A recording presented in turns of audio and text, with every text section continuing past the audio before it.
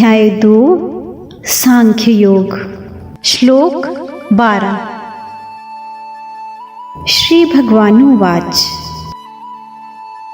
न त्वेवाहं जातु नासं न त्वं नेमे जनाधिपः न चैव न भविष्यामः सर्वे वयमतः परम्।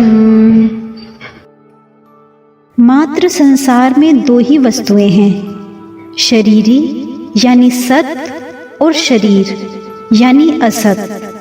ये दोनों ही अशोच्य हैं, अर्थात शोक न शरीरी यानी शरीर में रहने वाले को लेकर हो सकता है और न शरीर को लेकर ही हो सकता है, कारण कि शरीरी का कभी अभाव होता ही नहीं और शरीर कभी रह सकता ही नहीं। इन दोनों के लिए पहले के श्लोक में जो अशोच्यान पद आया है उसकी व्याख्या अब शरीरी की नित्यता और शरीर की अनित्यता के रूप में करते हैं। न त्वेवाहं जातु नासं न त्वं नेमे जनाधिपः। लोगों की दृष्टि में मैंने जब तक अवतार नहीं लिया था तब तक मैं इस रूप से यानी कृष्ण रूप से सबके सामने प्रकट नहीं था, और तेरा जब तक जन्म नहीं हुआ था तब तक तू भी इस रूप से यानी अर्जुन रूप से सबके सामने प्रकट नहीं था, और इन राजाओं का भी जब तक जन्म नहीं हुआ था तब तक ये भी इस रूप से यानी राजा रूप से सबके सामने प्रकट नहीं थे। लेकिन मैं, तू और ये राजा लोग इस रूप से प्रकट ना होने पर भी पहले नहीं थे, ऐसी बात नहीं है। यहाँ मैं, तू और ये राजा लोग पहले थे ऐसा कहने से ही काम चल सकता था, पर ऐसा ना कहकर मैं, तू और ये राजा लोग पहले नहीं थे ऐसी बात नहीं, ऐसा कहा गया है। इसका कारण ये है कि पहले नहीं थे ऐसी बात नहीं, ऐसा कहने से पहले हम सब जरूर थे ये बात दृढ़ हो जाती है। तात्पर्य ये हुआ कि नित्य तत्व सदा ही नित्य है, इसका कभी अभाव था ही नहीं। जातु कहने का तात्पर्य है कि भूत, भविष्य और वर्तमान काल में तथा किसी भी देश, परिस्थिति, अवस्था, घटना, वस्तु आदि में नित्य तत्व का किंचित मात्र भी अभाव नहीं हो सकता। यहाँ अहम पद देकर भगवान ने एक विलक्षण बात कही है। आगे चौथे अध्याय के 5वें श्लोक में भगवान ने अर्जुन से कहा है कि मेरे और तेरे बहुत से जन्म हुए हैं, पर उनको मैं जानता हूँ, तू नहीं जानता। इस प्रकार भगवान ने अपना ईश्वरपना प्रकट करके जीवों से अपने को अलग बताया है। लेकिन यहाँ भगवान जीवों के साथ अपनी एकता बता रहे हैं। इसका तात्पर्य है कि वहाँ चौथे अध्याय के 5वें श्लोक में भगवान का आशय अपनी महत्ता, विशेषता प्रकट करने में है, और यहाँ भगवान का आशय तात्विक दृष्टि से नित्य तत्व को जानने में है। न चैव न भविष्यामः सर्वे वयमतः परम्। भविष्य में शरीरों की ये अवस्थाएं नहीं रहेंगी और एक दिन ये शरीर भी नहीं रहेंगे, लेकिन ऐसी अवस्था में भी हम सब नहीं रहेंगे ये बात नहीं है, यानी हम सब जरूर रहेंगे, कारण कि नित्य तत्व का कभी अभाव था नहीं और होगा भी नहीं। मैं, तू और राजा लोग हम सभी पहले नहीं थे ये बात भी नहीं है, और आगे नहीं रहेंगे ये बात भी नहीं है। इस तरह भूत और भविष्य की बात तो भगवान ने कह दी, पर वर्तमान की बात भगवान ने नहीं कही।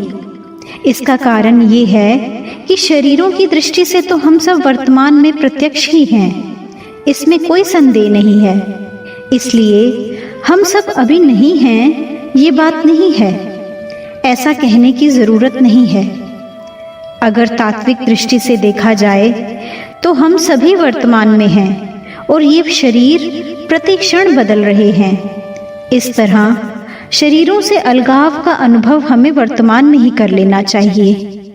तात्पर्य है कि जैसे भूत और भविष्य में अपनी सत्ता का अभाव नहीं है, ऐसे ही वर्तमान में भी अपनी सत्ता का अभाव नहीं है। इसका अनुभव करना चाहिए।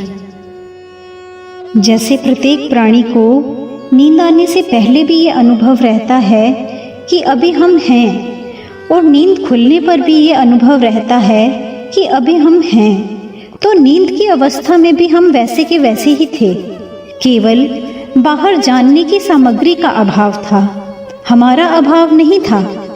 ऐसे ही मैं, तू और राजा लोग, हम सबके शरीर पहले भी नहीं थे और बाद में भी नहीं रहेंगे, और अभी भी शरीर प्रति क्षण नाश की ओर जा रहे हैं। लेकिन हमारी सत्ता पहले भी थी, बाद में भी रहेगी और अभी भी वैसी की वैसी ही है। हमारी सत्ता कालातीत तत्व है, यानी समय से परे है, क्योंकि हम उस काल के भी ज्ञाता हैं, यानी भूत, भविष्य और वर्तमान, ये तीनों काल हमारे जानने में आते हैं। उस कालातीत तत्व को समझाने के लिए ही भगवान ने ये श्लोक कहा है। विशेष बात, मैं, तू और राजा लोग पहले नहीं थे, ये बात नहीं, और आगे नहीं रहेंगे, ये बात भी नहीं। ऐसा कहने का तात्पर्य है कि जब ये शरीर नहीं थे तब भी हम थे, और जब ये शरीर नहीं रहेंगे तब भी हम रहेंगे। यानी ये सब शरीर तो हैं नाशवान और हम सब हैं अविनाशी। ये शरीर पहले नहीं थे और आगे नहीं रहेंगे, इससे शरीरों की अनित्यता सिद्ध हुई, और हम सब पहले थे और आगे रहेंगे। इन दो बातों से ये एक सिद्धांत सिद्ध होता है कि जो आदि और अंत में रहता है वह मध्य में भी रहता है, और जो आदि और अंत में नहीं रहता वह मध्य में भी नहीं रहता। जो आदि और अंत में नहीं रहता वह मध्य में कैसे नहीं रहता, क्योंकि वह तो हमें दिखता है। इसका उत्तर यह है, जिस दृष्टि से, यानी जिन मन, बुद्धि और इंद्रियों से दृश्य का अनुभव हो रहा है, उन मन, बुद्धि, इंद्रियों सहित वह दृश्य प्रतिक्षण बदल रहा है। वे एक क्षण भी स्थायी नहीं है। ऐसा होने पर भी जब स्वयं दृश्य के साथ एक रूपता कर लेता है, तब वह दृष्टा यानी देखने वाला बन जाता है। जब देखने के साधन यानी मन, बुद्धि, इंद्रियां और दृश्य यानी मन, बुद्धि, इंद्रियों के विषय, ये सभी एक क्षण भी स्थायी नहीं हैं, तो देखने वाला स्थायी कैसे सिद्ध होगा? तात्पर्य है कि देखने वाले की संज्ञा तो दृश्य और दर्शन के संबंध से ही है। दृश्य और दर्शन से संबंध ना हो तो देखने वाले की कोई संज्ञा नहीं होती, बल्कि उसका आधार रूप जो नित्य तत्व है वही रह जाता है। उस नित्य तत्व को हम सबकी उत्पत्ति, स्थिति और प्रलय का आधार और संपूर्ण प्रतीतियों का प्रकाशक कह सकते हैं। लेकिन ये आधार और प्रकाशक नाम भी आधेय और प्रकाश्य के संबंध से ही हैं। आधेय और प्रकाश्य के ना रहने पर भी उसकी सत्ता ज्यों की त्यों ही है। उस सत्य तत्व की तरफ जिसकी दृष्टि है, उसको शोक कैसे हो सकता है? यानी नहीं हो सकता। इसी दृष्टि से मैं, तू और राजा लोग स्वरूप से शोक करने योग्य नहीं हैं।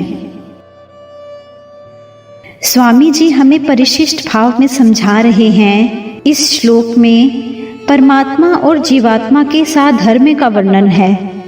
भगवान कहते हैं कि मैं कृष्ण रूप से, तू अर्जुन रूप से तथा सब लोग राजा रूप से पहले भी नहीं थे और आगे भी नहीं रहेंगे, पर सत्ता रूप से हम सब पहले भी थे और आगे भी रहेंगे।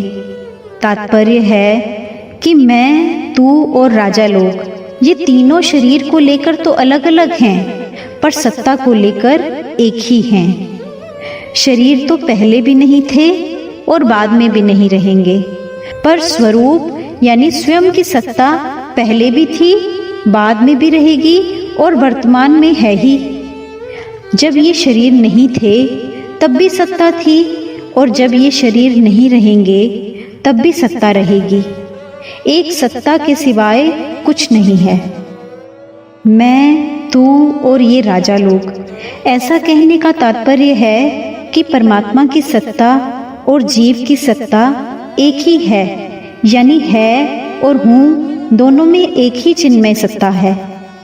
मैं यानी अहम के संबंध से ही हूँ है।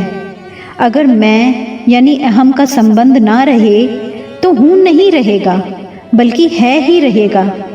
वह है यानी चिन्मय सत्ता मात्र ही हमारा स्वरूप है।